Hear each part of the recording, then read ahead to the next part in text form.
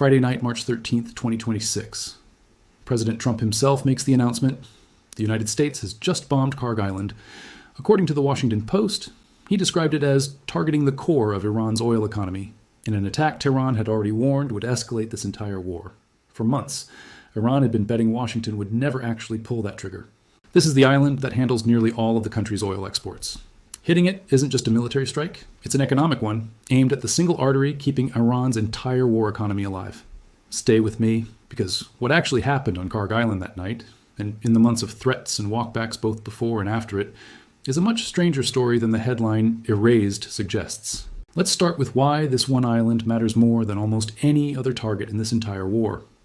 According to Britannica, Kharg Island is a small coral island in the northern Persian Gulf, about 34 miles northwest of the port of Bushehr, and it serves as the terminal for nearly all of Iran's oil exports, with a loading capacity of roughly 7 million barrels a day. According to the Council on Foreign Relations, Kharg Island handles approximately 90% of Iran's crude oil exports.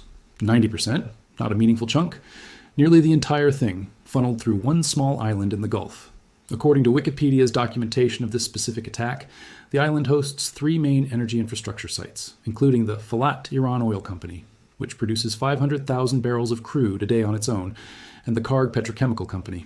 If you wanted to find the single physical location where cutting off Iran's oil revenue would do the most damage in the shortest amount of time, this island is very close to the top of that list. So here's what actually happened on March 13th. According to Wikipedia's account of the attack, the United States Air Force conducted a large bombing raid on Kharg Island that struck more than 90 separate Iranian military sites. And here's the detail that should genuinely surprise you, because it directly complicates the erased framing. According to that same reporting, the strikes deliberately avoided damaging Iran's actual oil and gas infrastructure. 90-plus military targets destroyed. The oil terminal itself, the actual economic prize everyone assumed this strike was about, left standing. According to Britannica's own account, U.S. airstrikes that day targeted military sites on the island, including storage facilities for naval mines and missiles being used to block the Strait of Hormuz, but the oil terminal itself was left largely untouched.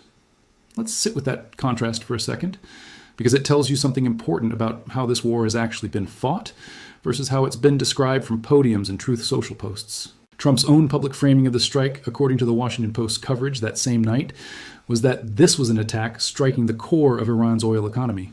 That's the kind of language that makes headlines. It's also, according to the actual military accounting of what was hit, not quite what happened. What was destroyed was Iran's military capability to use that island as a weapons platform, the mine storage, the missile infrastructure tied to the blockade of Hormuz. What was spared, deliberately, was the oil terminal responsible for 90% of the country's crude exports. And this wasn't a one-time restraint that then hardened into full destruction later. This has been a recurring pattern, repeated at least 3 separate times across this entire war. And it's worth walking through each instance because the pattern itself is the real story here.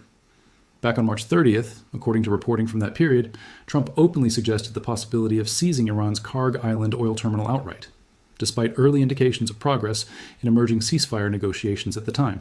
That same day, Iran escalated in a completely different direction, striking a major water and electrical plant in Kuwait, as well as an oil refinery in northern Israel, while simultaneously agreeing, according to Trump's own claim, to let 20 oil tankers pass through the Strait of Hormuz as what he described as a gesture of goodwill.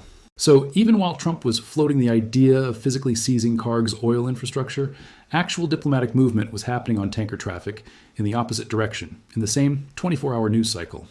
Then, on June 11th, according to the Council on Foreign Relations, Trump escalated the rhetoric again, declaring that the United States intended to hit Iran very hard that same night, and specifically threatening to seize Iran's energy base on Kharg Island as part of that effort.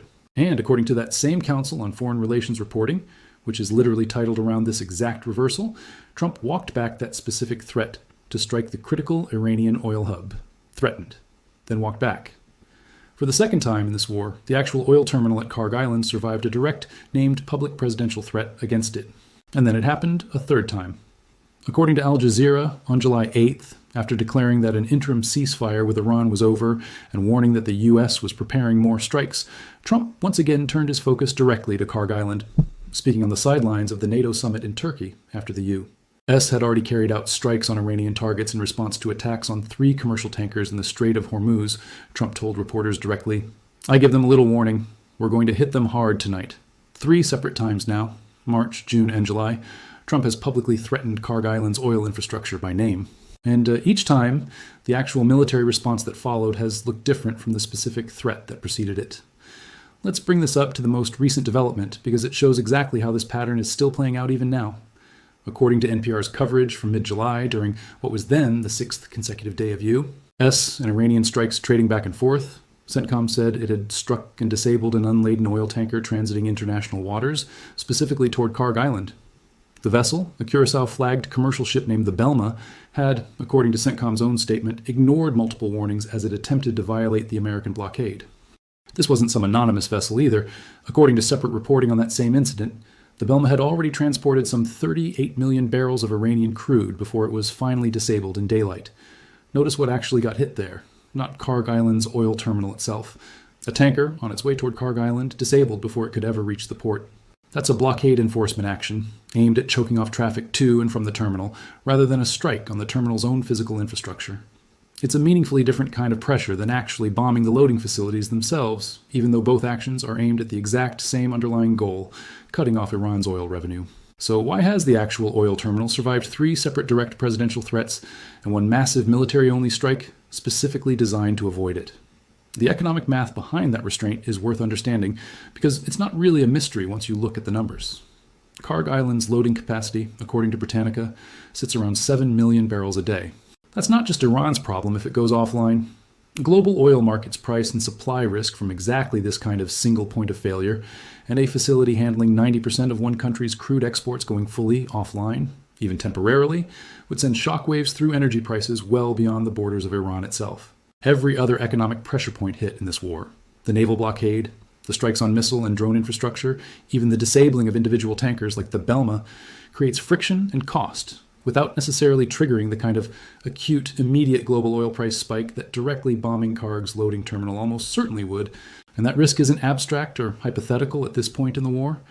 Global oil markets have already demonstrated exactly how sensitive they are to developments in this conflict, well before Kharg's terminal has even been touched. Separate reporting from later in this war documented oil prices climbing past $100 a barrel after a single attack on commercial shipping in the Red Sea, hundreds of miles away from Kharg Island entirely. If a Houthi strike on 2 tankers in a completely different body of water can move global oil prices that sharply, the reaction to an actual confirmed strike on the terminal responsible for 90% of Iran's own crude exports would almost certainly dwarf it. That's the real live economic backdrop against which every one of Trump's 3 threats against Kharg has been made. And it's likely the single biggest reason each of those threats has, so far, stopped short of the terminal itself. It's also worth understanding exactly what the March strike's military targets were actually protecting, because the mine and missile storage facilities destroyed that night weren't incidental infrastructures sitting near the oil terminal by coincidence. According to Britannica's reporting, those facilities were specifically being used to help enforce Iran's blockade of the Strait of Hormuz, storing the naval mines and missile systems that gave Iranian forces the capability to threaten commercial shipping passing through that choke point. So Kharg Island wasn't just an oil hub that happened to also host some military equipment. It was functioning as a dual-purpose site, an economic engine on one side and an active staging ground for the blockade capability that's been at the center of this entire war on the other. Destroying that military side while leaving the economic side standing is a genuinely precise, deliberate distinction to draw in the middle of an active bombing campaign. And it tells you the targeting decisions behind this specific strike were anything but careless. There's also historical precedent for exactly what happens when this specific island actually does get its oil infrastructure hit directly. And it's worth remembering because it shows Iran itself has already lived through this scenario once before. According to Wikipedia's account, the last time Kharg Island was targeted by heavy bombing raids before this war was back in the 1980s, when Ba'athist Iraq under Saddam Hussein struck it repeatedly during the Iran-Iraq War, damaging its oil terminal and forcing Iran to shift its shipping operations to smaller backup facilities at Lavon Island and Siri Island. So Iran has a decades-old institutional memory of exactly what a real, sustained assault on Kharg's oil infrastructure actually costs, and exactly what the fallback options look like if it happens again. That history is almost certainly part of why Tehran keeps warning, specifically and explicitly, that any strike on the oil terminal itself would represent a genuine escalation beyond anything else in this war, because they've already seen what losing this exact facility does to a country's ability to fund a war effort. Let's spend a moment on those backup facilities specifically, because the fact that they exist at all changes how you should think about the actual stakes of a hypothetical future strike on Kharg's terminal. Lavon Island and Siri Island aren't hypothetical wartime improvisations dreamed up for this specific conflict. They're existing, functioning pieces of Iran's oil export infrastructure that were deliberately expanded during and after the Iran-Iraq War, specifically because Kharg had already proven vulnerable once before. That means Iran isn't necessarily facing a binary choice between Kharg staying fully operational and its entire oil export economy collapsing overnight.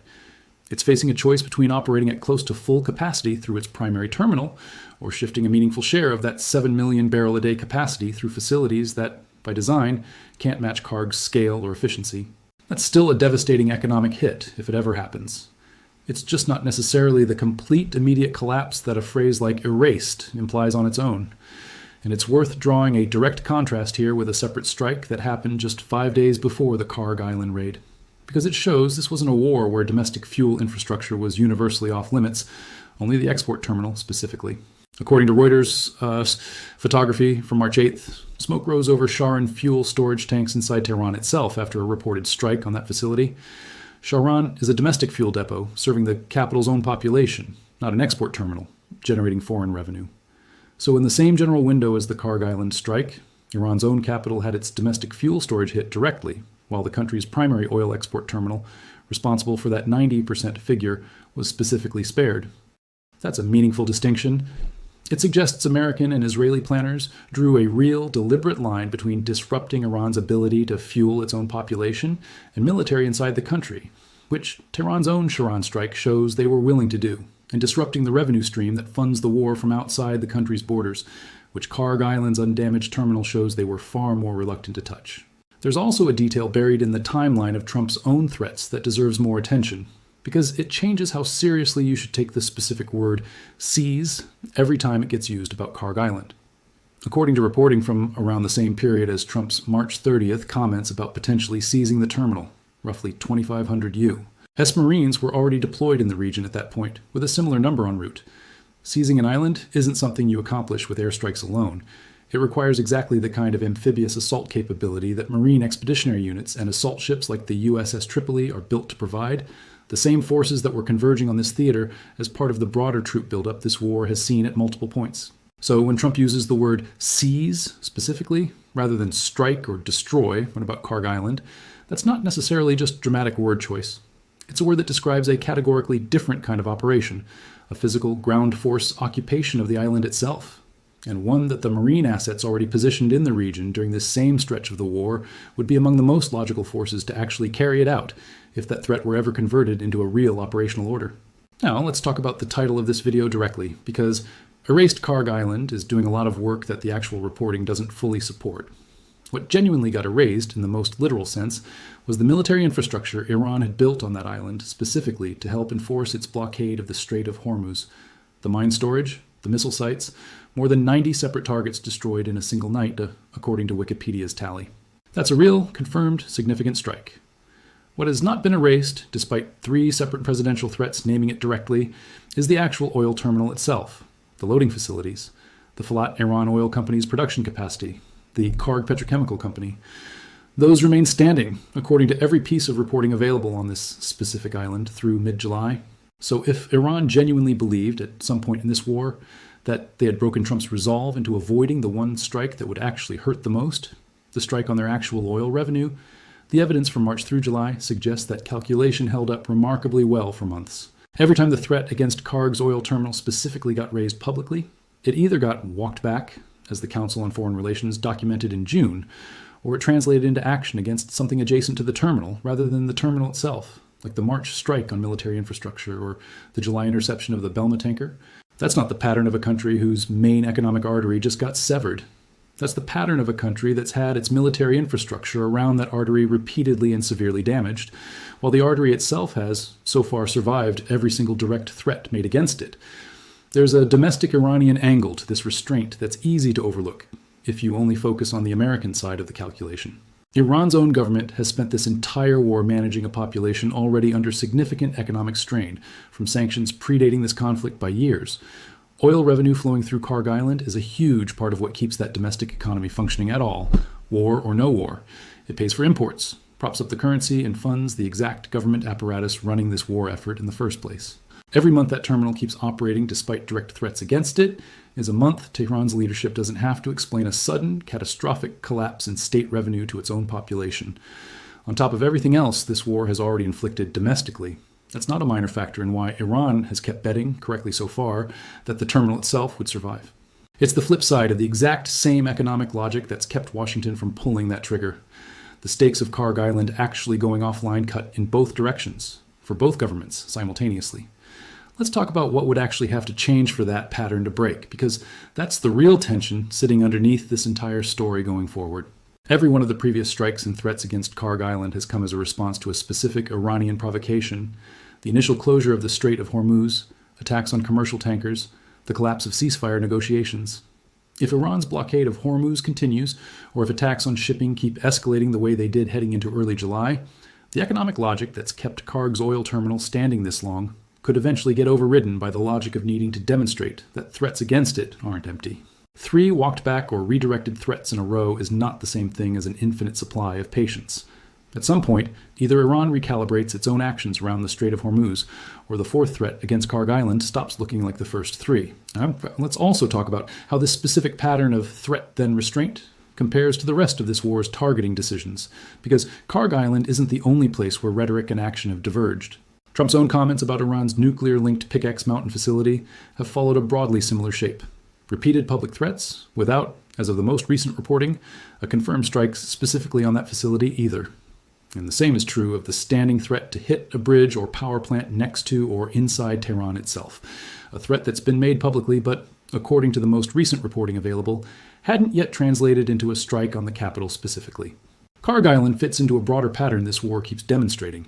Some of Trump's most dramatic public threats function less like operational orders and more like public pressure campaigns aimed at shaping Iranian behavior around the negotiating table or around specific flashpoints like the Strait of Hormuz, rather than committing in advance to a strike that could trigger consequences, economic, diplomatic, or military, that are harder to walk back once actually carried out. That doesn't mean these threats are empty, and the March 13th strike on Kharg Island's military infrastructure is the clearest proof of that. When conditions warranted it, real, significant, confirmed destruction followed. What it does mean is that the specific named target inside each of these threats, the oil terminal, Pickaxe Mountain, the capital itself, has consistently ended up being the part that gets spared, redirected around, or delayed, even while everything adjacent to it gets hit hard. That's a genuinely consistent pattern across multiple separate fronts of this war, not just a coincidence specific to one island. Every specific claim in this video traces back to a named, checkable source. The Washington Post's reporting on the March 13th strike announcement, Wikipedia's detailed accounting of the attack itself, including the more than 90 military sites struck and the deliberate avoidance of oil infrastructure, Britannica's reporting on Kharg Island's capacity, its history during the Iran-Iraq War, and the specifics of the March strike, the Council on Foreign Relations reporting on Trump's June 11th threat and his subsequent walkback of it, Al Jazeera's reporting on Trump's July 8th comments at the NATO summit in Turkey, NPR's reporting on the disabling of the tanker Belma while it was en route to Kharg Island, reporting on the Belma's prior cargo history, reporting on Trump's March 30th comments about potentially seizing the terminal outright alongside Iran's own actions that same day in Kuwait and Israel, and Reuters photography documenting the March 8th strike on the Sharan fuel depot inside Tehran. Wherever a specific detail, like the exact current operational status of the oil terminal as of this video, or the precise reasoning behind each individual walkback, isn't confirmed directly in available reporting. That uncertainty has been stated plainly, rather than filled in with assumption. It's worth spending a moment imagining what a genuine, confirmed strike on Kharg's actual loading terminal would look like, precisely because every piece of reporting so far suggests that scenario has been deliberately avoided, rather than technically impossible. Unlike the deeply buried, granite-protected missile facilities scattered across Iran's interior, an oil loading terminal isn't hidden inside a mountain. It's surface infrastructure, pipelines, storage tanks, and loading berths, built for efficiency and throughput rather than survivability against exactly this kind of war. That means a real strike on Kharg's terminal wouldn't face anything like the same military difficulty that's made Iran's underground missile cities so resistant to permanent destruction. If Washington ever decided the economic and diplomatic cost was worth it, there's little reason to think the terminal itself would prove significantly harder to disable than the more than 90 military targets already destroyed on that same island back in March. The obstacle standing between the 4th threat and an actual strike isn't primarily a military one. It's the same economic and political calculation that's held for 3 straight rounds already. So here's what I'd leave you with. This war has produced a lot of dramatic single-night headlines, and the March 13th strike on Kharg Island is genuinely one of the biggest of them. More than 90 military targets destroyed in a single raid, the heaviest bombing that specific island has seen since Saddam Hussein's Air Force targeted it back in the 1980s. But the more revealing story isn't that one dramatic night. It's the 3 separate months, March, June, and July, where the President of the United States personally, publicly threatened to hit or seize the actual economic heart of that island. And each time, for reasons rooted in the sheer scale of what a real strike on 90% of a nation's oil exports would do to global markets, that specific threat either got walked back or translated into something narrower than what was originally promised. Iran's oil terminal at Kharg Island hasn't been erased. It's been threatened repeatedly, publicly by name, and it's still standing. And it's worth remembering that Iran's government isn't the only regional actor with a direct stake in what happens to Kharg Island's terminal. Every Gulf state watching this war unfold, Saudi Arabia, the UAE, Kuwait, Bahrain, depends on roughly stable regional oil market conditions just as much as Iran does, even though they sit on the opposite side of this conflict diplomatically. A genuine collapse in Iranian export capacity wouldn't simply remove a competitor's barrels from the market in some straightforward way that benefits everyone else's producers. It would inject exactly the kind of acute, unpredictable volatility into global energy pricing that every oil-producing government in the region, regardless of which side of this war they're aligned with, has spent decades trying to avoid. That shared interest in avoiding a genuine oil market shock is almost certainly part of the quiet diplomatic backdrop pushing against any of Trump's 3 threats actually being carried out to their fullest extent. Not because anyone in the region wants Iran to win this war, but because almost nobody in the region, allied with Washington or not, wants to find out in real time what a sudden loss of 90% of one OPEC member's export capacity actually does to the price everyone else's oil sells for the very next morning. And that survival, so far, is itself the story worth paying attention to going forward, more than any single night of footage. A headline like "Erased" captures the drama of the March 13th raid perfectly. It doesn't capture the much longer, much stranger negotiation that's actually been happening in plain sight since then. A negotiation carried out not across a table, but through public threats, walked-back statements, and tanker interceptions, with the world's oil markets effectively sitting in as the silent third party whose reaction keeps shaping what each side is actually willing to do next. If you're looking for the single clearest measure of how close this war is to touching the global economy directly, rather than just the region it's being fought in, Kharg Island's still-standing oil terminal is exactly that measure. And it's one worth watching more closely than almost anything else in this entire conflict, precisely because both sides seem to understand exactly what happens the day it finally changes. What do you think finally breaks that pattern? Another round of Iranian attacks on shipping? Or does Kharg's oil terminal end up surviving this entire war intact specifically, because no one can afford what happens to global oil prices if it doesn't? Let me know what you think in the comments. I'll be back the moment there's a confirmed update on this. Stay safe, stay informed, and I'll see you in the next video.